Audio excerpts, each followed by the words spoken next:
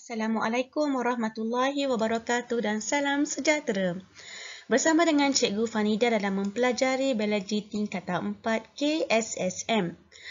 Pada kali ini, Cikgu akan menerangkan bab 15, pembiakan seks, perkembangan dan pertumbuhan dalam manusia dan haiwan bahagian 1. Pada akhir pembelajaran, anak-anak dapat 15.1 Sistem pembiakan manusia. Mencirikan anatomi sistem pembiakan lelaki dan sistem pembiakan perempuan. 15.2 Gametogenesis manusia. Mewajarkan keperluan gametogenesis, memerihalkan pembentukan gamet iaitu spermatogenesis dan oogenesis. Mengenal pasti struktur sperma dan juga follicle graph, membanding dan membezakan antara spermatogenesis dan oogenesis.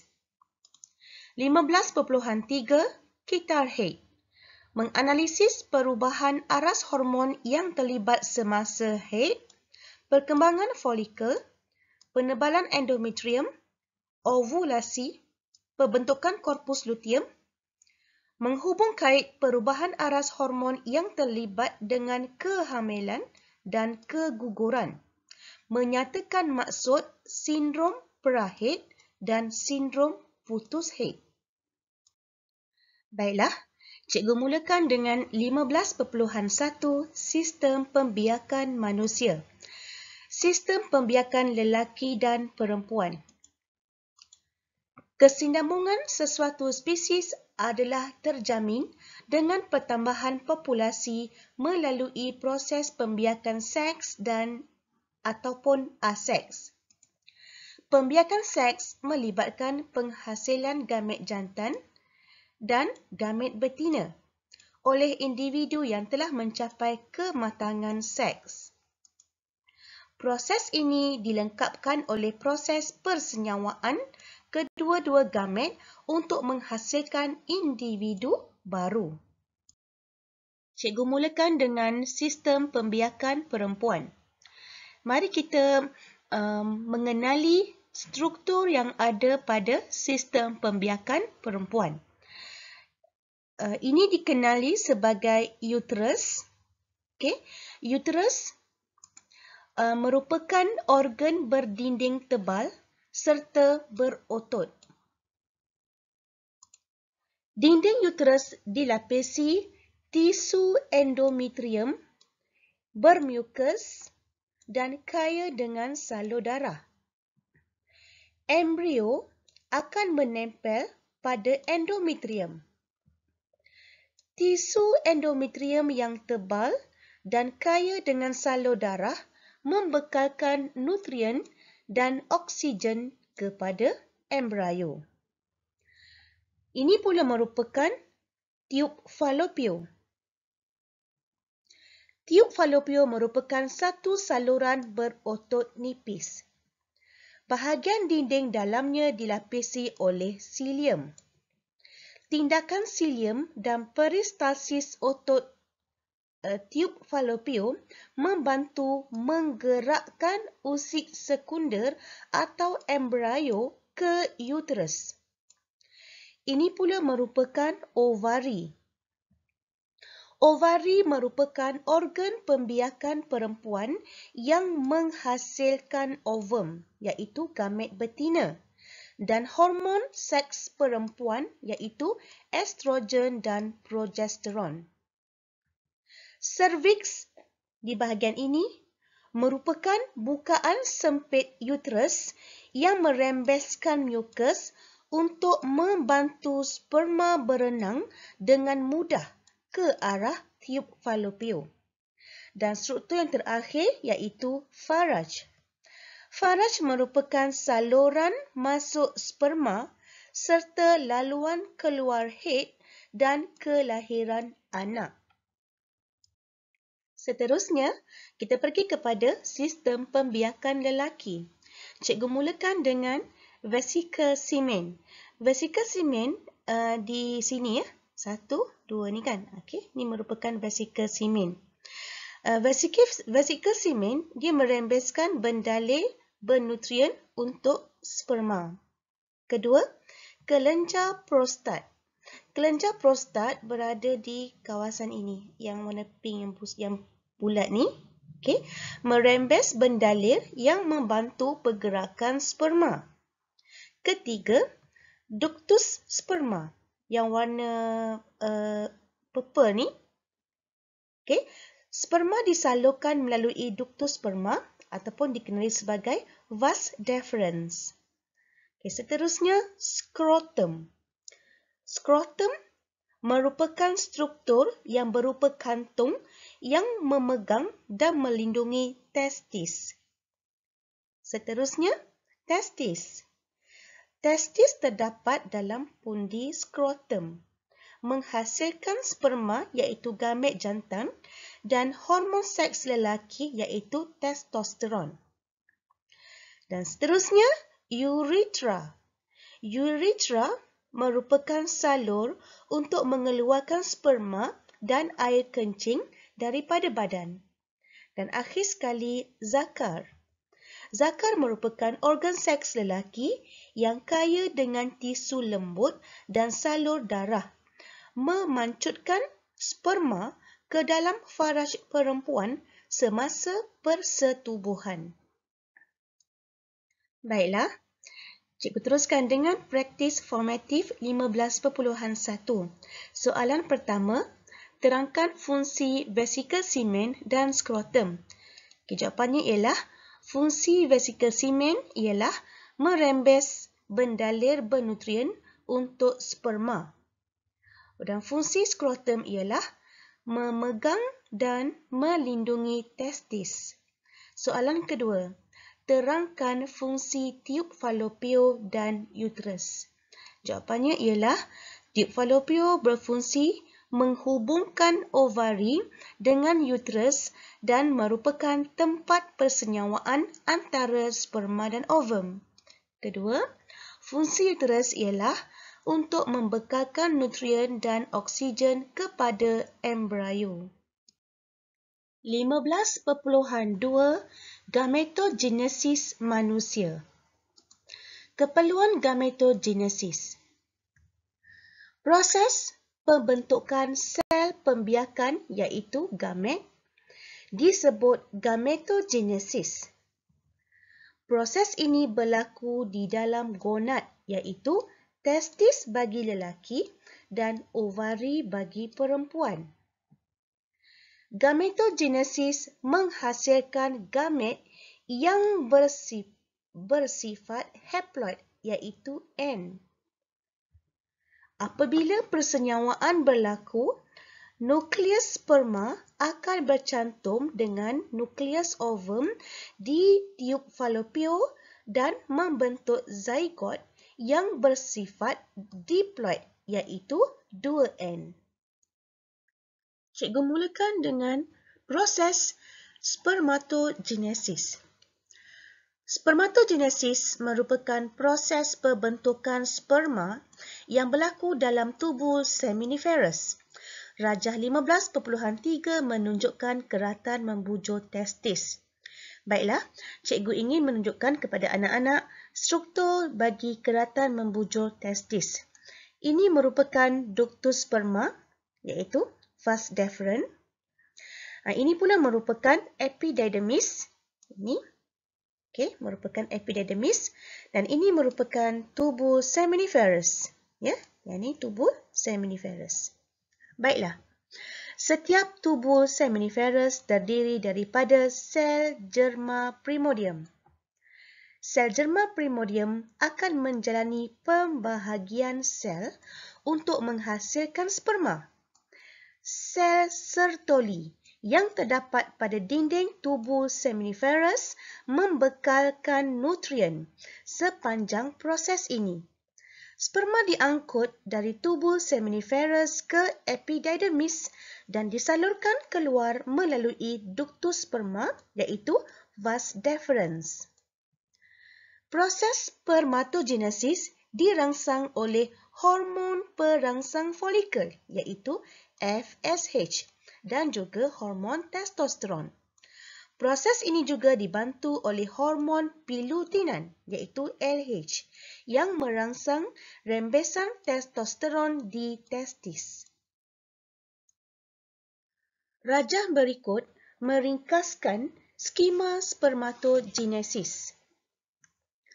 Sel germa primordium membahagi secara mitosis untuk menghasilkan banyak spermatogonium yang diploid. Iaitu, ini sel germa primordium bermitosis berulang kali untuk membentuk spermatogonium. Kemudian, spermatogonium berkembang menjadi spermatosid primer, iaitu berkeadaan diploid, iaitu 2N. Okey, seterusnya, setiap spermatosid primer membahagi secara meiosis 1 untuk menghasilkan 2 spermatosid sekunder yang berkeadaan haploid. Maksud cikgu, ini merupakan spermatosid primer membahagi secara meiosis 1 untuk menghasilkan spermatosid sekunder berkeadaan haploid, iaitu N.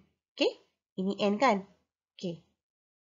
Seterusnya, setiap spermatosid sekunder, yang inilah spermatosid yang ini satu. Okey, setiap satu ni akan membahagi secara meiosis 2 untuk menghasilkan 2 spermatid yang haploid. Okey, dia akan membahagi secara meiosis kedua, meiosis 2 untuk menghasilkan 2 spermatid yang haploid. 1, 2. Yang ni 1, 2. Okey. Kemudian, masih dalam keadaan haploid ya. Kemudian, spermatid ini akan menjalani pembezaan dan pengkhususan. Dia tidak lagi membahagi. Dia menjalani pembezaan dan pengkhususan untuk membentuk sperma. Bermakna, spermatid ini akan menjadi sperma. Dia hanya membeza dan pengkhususan sahaja. Baiklah, cikgu teruskan dengan gametogenesis yang kedua, iaitu oogenesis. Proses pembentukan oosit sekunder atau gamet betina dikenali sebagai oogenesis. Ia berlaku di dalam ovari. Oogenesis ni berbeza daripada spermatogenesis kerana oogenesis bermula dalam ovari seorang perempuan sebelum dilahirkan. Baiklah, mari kita lihat sebelum kelahiran. Okey, pertama, sel germa primordium menjalani pembahagian mitosis berulang kali bagi menghasilkan oogonium yang diploid. Okey, oogonium yang diploid. Okey, ini yang pertama ni. Ini dikenali sebagai sel germa primordium bermitosis berulang kali menghasilkan oogonium. Okey, kedua, oogonium berkembang menjadi oosit primer yang diselaputi oleh satu atau lebih lapisan sel folikel membentuk folikel primer. Perkembangan folikel dirangsang oleh hormon perangsang folikel yang dikenali sebagai FSH. Oosit primer menjalani meiosis tetapi berhenti pada peringkat profasa 1 sepanjang perkembangan fetus. Ini berlaku sebelum kelahiran. Okey, selepas kelahiran. Okey, yang ketiga. Apabila dilahirkan, seseorang bayi perempuan sudah mempunyai berjuta-juta oosit primer yang kekal dalam peringkat profasa 1 meiosis 1. Tadi kan dia berhenti pada peringkat profasa 1 kan? Okey. Jadi selepas bayi perempuan itu dilahirkan, bermakna bayi perempuan itu sudah mempunyai berjuta-juta usid prima yang kekal dalam peringkat profasa 1, meiosis 1. Okay. Bilangan ini akan berkurang pada tahap akhir balik. Okay. Baiklah, cikgu teruskan dengan di peringkat akhir balik. Apabila mencapai akhir balik, usid prima akan meneruskan meiosis 1 untuk membentuk usid sekunder dan jasad kutub pertama. Ini dia usid sekunder dan jasad kutub pertama. Usid sekunder memulakan meiosis 2 yang berhenti pada metafasa 2. Jasad kutub pertama melengkapkan meiosis 2 dan membentuk jasad kutub kedua. Okey, cikgu teruskan lagi. Ini yang nombor 4 Ini nombor 5 pula. Lapisan sel folikel yang menyeliputi usid sekunder dikenali sebagai folikel sekunder. Folikel sekunder berkembang menjadi folikel graf. Folikel graf yang berkembang menghasilkan estrogen. Okey, ini folikel sekunder. Folikel sekunder akan berkembang menjadi folikel graf. Dan folikel graf akan berkembang, kemudian dia menghasilkan estrogen. Okey, ini nombor 5. Okey, seterusnya, nombor 6. Folikel graf yang matang akan menghampiri permukaan ovari, lalu merembeskan usid sekunder ke dalam tiub falopio. Proses ini disebut ovulasi. Okey, ini nombor 6. Kemudian nombor 7 di sini. Okey, usid sekunder iaitu ovum yang belum matang. Okey, akan melengkapkan meiosis 2 sekiranya sperma menembusi usid sekunder. Maksud cikgu, sekiranya ada sperma yang menembusi usid sekunder tadi iaitu ovum yang belum matang, okey, barulah usid sekunder akan melengkapkan meiosis kedua. Meiosis 2. Okey. Proses meiosis 2 ini akan menghasilkan ovum iaitu haploid dan satu jasad kutub. Okey, persenyawaan antara nukleus ovum dengan nukleus sperma akan menghasilkan zigot yang diploid. Okey, akan menghasilkan zigot yang diploid. Kesemua jasad kutub akan merosot dan disingkirkan dari ovari. Ini dia jasad kutub merosot. Ini merupakan ovum. Okey. Okey, seterusnya ini nombor 8 Selepas ovulasi, bahagian folikel yang tertinggal akan membentuk korpus luteum. Okey. Kemudian nombor 9. Okey, nombor 9, korpus luteum terus berkembang dan merembeskan estrogen dan progesteron sekiranya berlaku persenyawaan. Tapi, jika tiada berlaku persenyawaan, korpus luteum dan usid sekunder merosot, lalu disingkirkan bersama head. Ini merupakan rajah 15.7. Okey. Ini merupakan struktur bagi sperma. Okey. Ini kepala sperma. Okey, ini bahagian tengah dia dan ini merupakan ekor sperma, ekor yang panjang. Okey, rajah 15.8 pula menunjukkan follicle graph.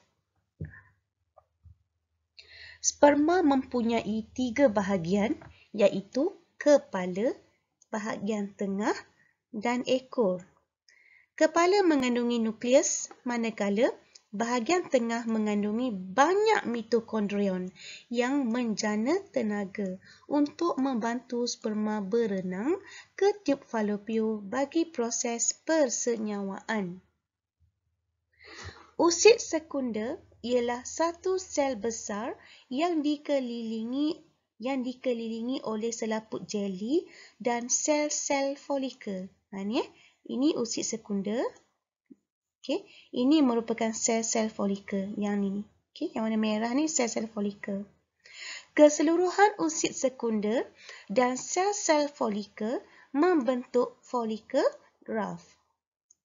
Baiklah, kita lihat perbandingan antara spermatogenesis dengan oogenesis yang diringkaskan dalam jadual 15.1. Kita teruskan dengan persamaan dahulu. Okey. Spermatogenesis dan oogenesis merupakan proses gametogenesis yang berlaku dalam organ pembiakan. Kedua-duanya proses ini menghasilkan gamet yang bersifat haploid dan terlibat dalam persenyawaan. Okey, kita lihat perbezaan pertama. Spermatogenesis berlaku dalam testis, manakala oogenesis berlaku dalam ovari. Kedua, spermatogonium iaitu diploid menghasilkan 4 sperma yang haploid setelah menjalani meiosis, manakala oogonium hanya menghasilkan 1 usid sekunder yang haploid, berfungsi dan 3 jasad kutub yang tidak berfungsi setelah menjalani meiosis. Okey, perbezaan ketiga, sperma bersaiz lebih kecil dan mempunyai bahagian kepala, ekor dan tengah. Manakala usid sekunder bersaiz lebih besar dan berbentuk sfera. Okey, perbezaan keempat, selepas meiosis 1, 2 spermatosid sekunder dihasilkan dalam proses spermatogenesis, manakala selepas meiosis 1, 1 usid sekunder dan 1 jasad kutub akan terbentuk dalam proses oogenesis. Perbezaan kelima, spermatogenesis meosisnya adalah lengkap, manakala proses oogenesis meiosis 2 dilengkapkan hanya apabila sperma mensenyawakan usid sekunder. Perbezaan seterusnya, spermatid menjalani pembezaan untuk menjadi sperma, manakala usid sekunder tidak menjalani pembezaan. Okey, seterusnya, proses pembentukan sperma adalah berterusan, iaitu bermula dari akhir balik hingga lanjut usia. Okey, manakala proses oogenesis, proses pembentukan usid sekunder tidak berterusan. Proses ini bermula dalam fetus perempuan dan terhenti apabila bayi dilahirkan. Proses diteruskan hanya setelah akhir balik dicapai sehingga putus haid. Okey, dan perbezaan yang terakhir bagi proses spermatogenesis, berjuta-juta sperma dihasilkan setiap hari. Manakala oogenesis, hanya 1 usid sekunder dibebaskan dari ovari setiap kitar haid. Baiklah, kita teruskan dengan praktis formatif 15.2. Apakah kemungkinan yang akan berlaku jika gametogenesis tidak berlaku? Apa yang akan terjadi? Okey. Gametogenesis ni dia menghasilkan gamet bersifat haploid kan, iaitu mengandungi separuh daripada bilangan kromosom sel induk.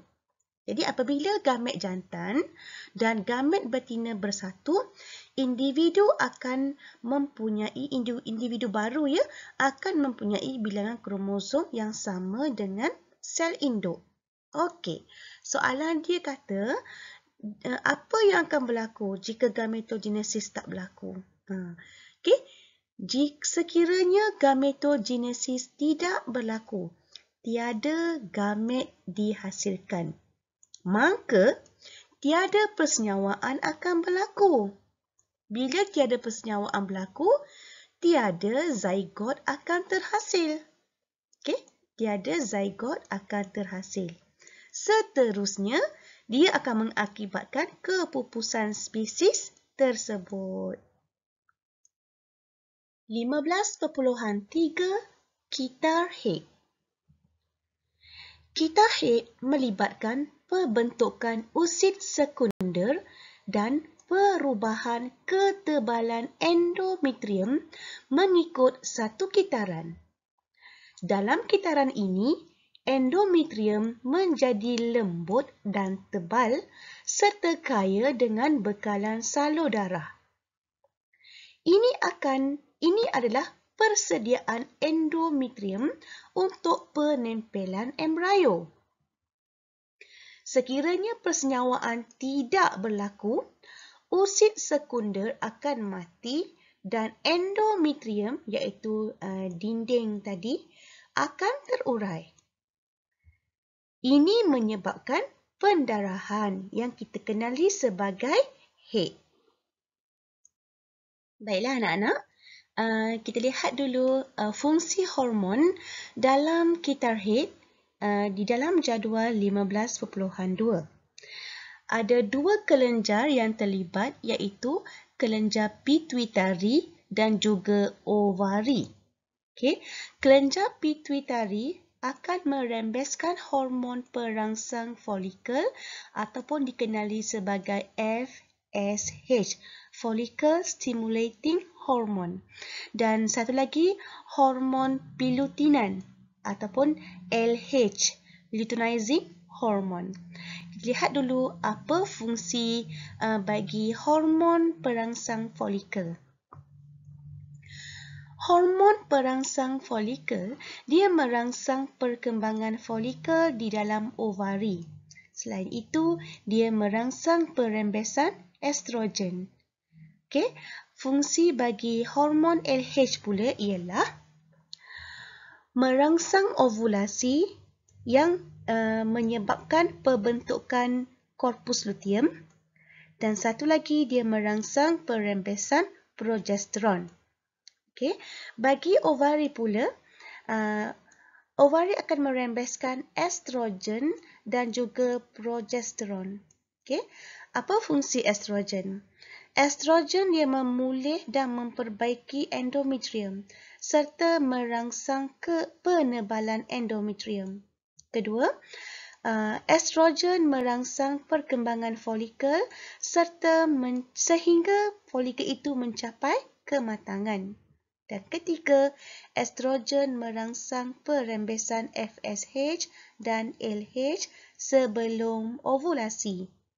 Okey, bagi progesteron pula, fungsi progesteron ialah merangsang penebalan endometrium, okay, dengan menjadikannya lebih tebal, berlipat-lipat dan kaya dengan salur darah bagi persediaan untuk penempelan embrio. Selain daripada itu, progesteron merencat perembesan FSH dan LH untuk menyekat perkembangan folikel dan menghalang ovulasi.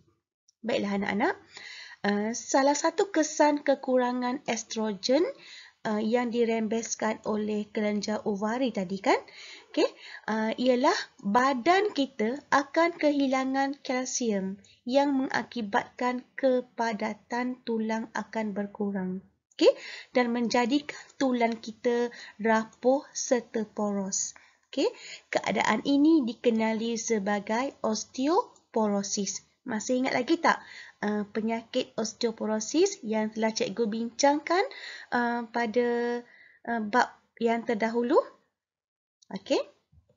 Seterusnya, ahli obstetrik dan ginekologi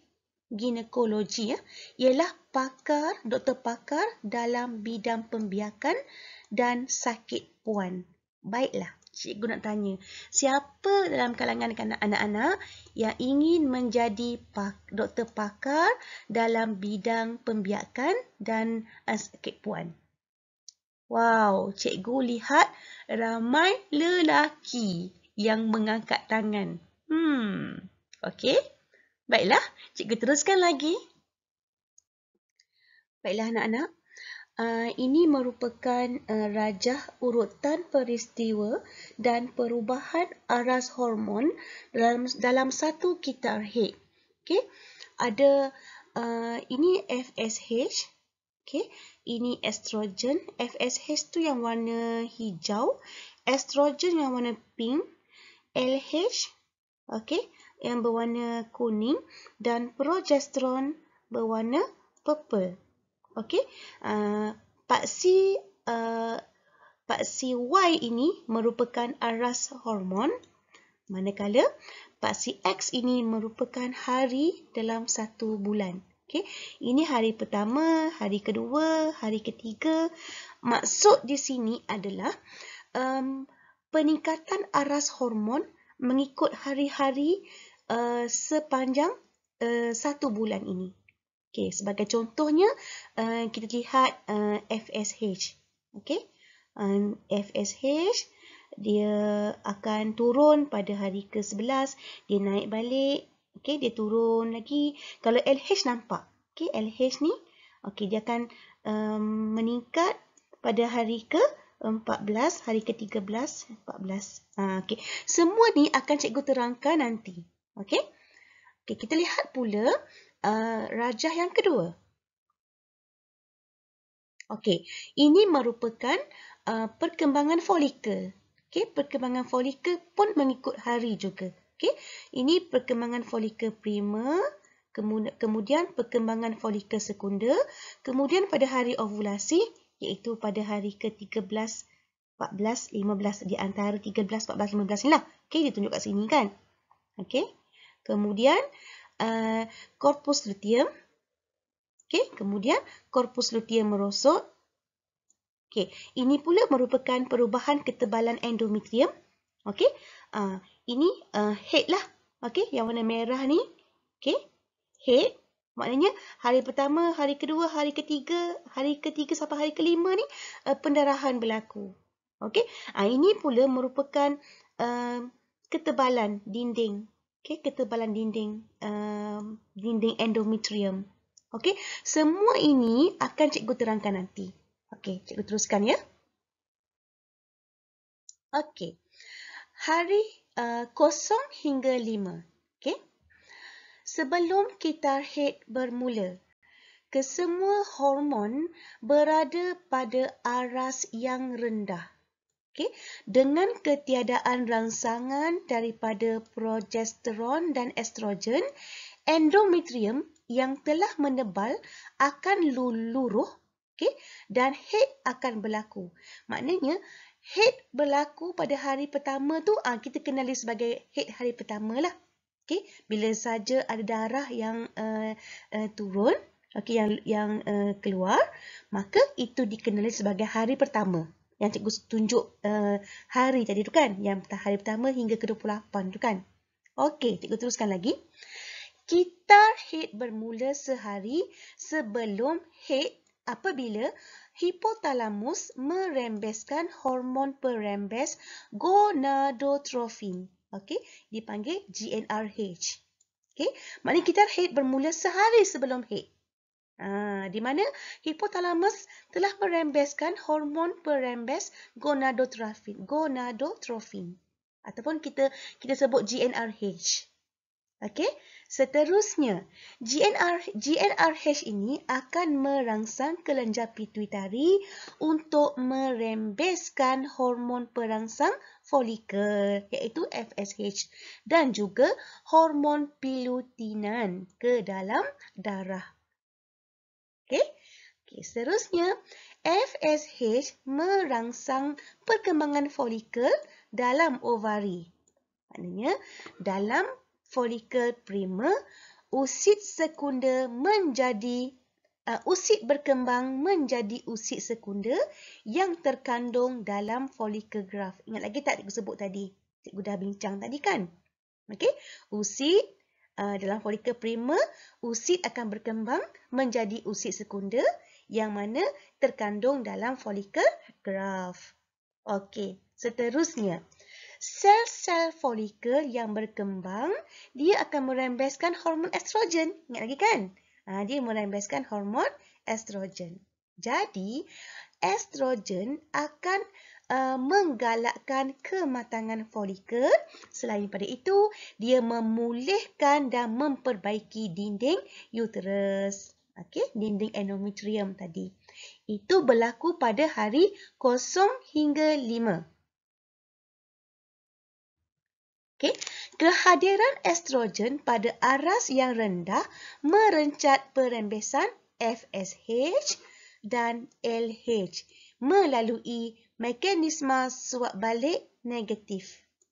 Okey, seterusnya menghalang perkembangan folikel baru. Okey, tadi kan dekat sini ni, okey, GnRH merangsang kelenjar pituitari, dia merembeskan hormon perangsang folikel dan hormon pilutenan LH tadi kan.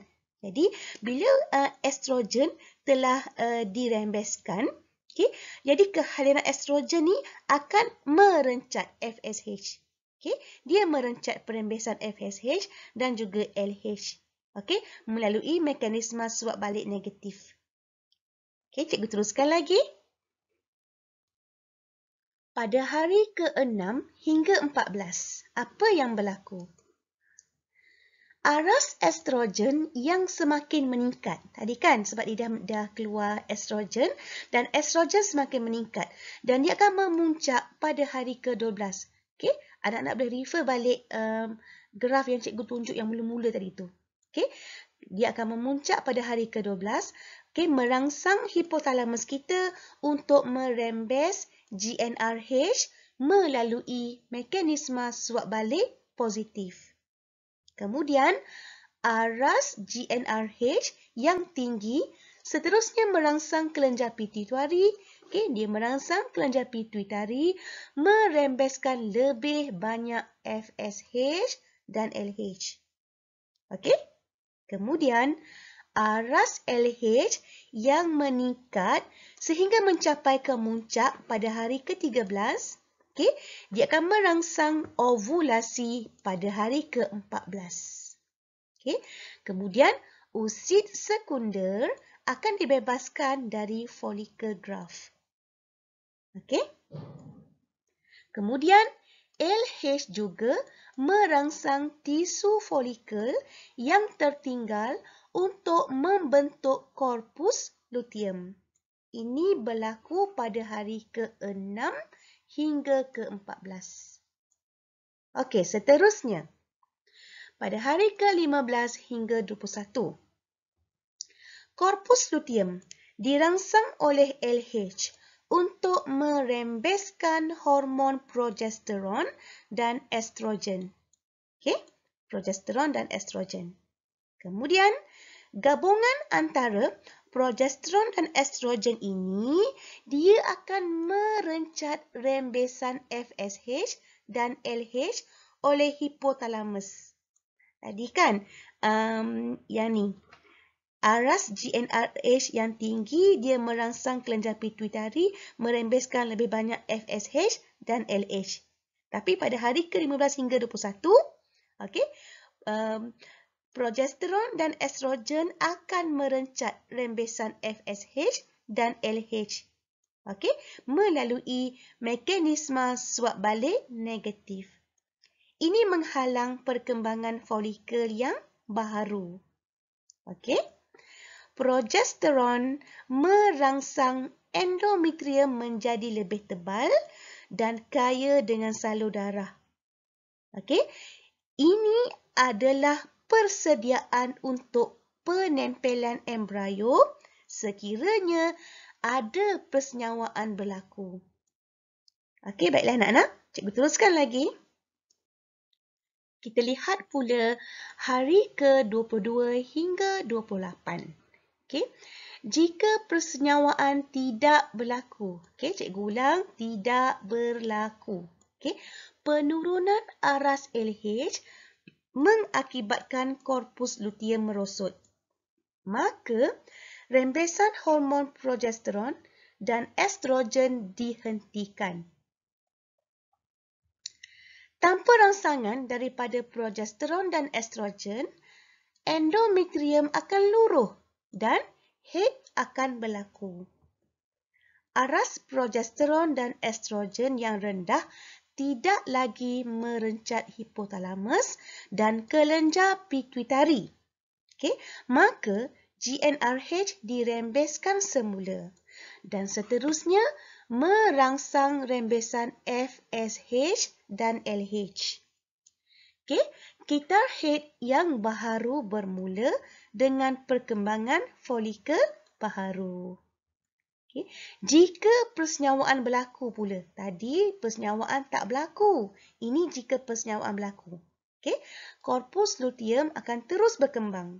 Maka progesteron dan estrogen akan terus dirembeskan.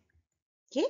Ini menyebabkan endometrium terus menebal bagi menyokong perkembangan fetus. Baiklah. Cikgu teruskan lagi dengan peranan hormon dalam kehamilan dan keguguran. Okay. Korpus luteum terus menghasilkan estrogen dan progesteron selama 3 hingga 4 bulan selepas kehamilan. Maknanya, kehamilan pertama hingga kehamilan bulan pertama hingga bulan keempat, korpus luteum akan merembeskan estrogen dan progesteron. Selepas itu, korpus luteum akan merosot dan penghasilan estrogen dan progesteron akan diambil alih oleh plasenta sehingga bayi dilahirkan. Jadi, plasenta akan mengambil alih tugas menghasilkan estrogen dan progesteron selepas 4 bulan kehamilan. Okay, seterusnya, progesteron merencat perembesan FSH dan LH.